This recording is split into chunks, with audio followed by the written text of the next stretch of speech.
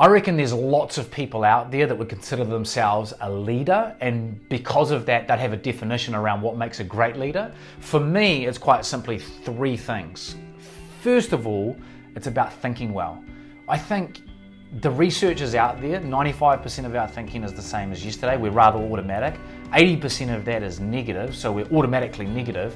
And I think the first thing is that great leaders, they think well. And they take stock of their thinking, possibly they journal, possibly when they're having negative thoughts, maybe self-sabotaging thoughts, they've developed some techniques to stop that and to redirect their thinking. I think that's the first thing that great leaders do.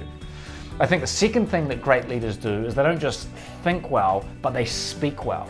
Matt Church, one of the best speakers in the world, says leadership is speakership. And if you think about it, anything that's ever been created that's great, first of all started with the spoken word. It had to be spoken, and if not, reinforced by the written word. So our language and how we use words is actually part of the creative force that we have access to. So I think as leaders, we not only want to think well, but we also want to speak well.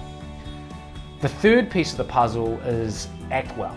I think we really need to line up all of the micro behaviors, the really small little things. We've got a message, most of us do. We've got an agenda, most of us do. We've got a future that we want to mobilize. We've got an intention. And all of that stuff's great, and I think it's really, really necessary. But are the small little day-to-day behaviors, are they aligned to that compelling vision that you have of the future? I reckon when you line up better thinking, better speaking, and awesome actions, I reckon you have the beginning of a great leader.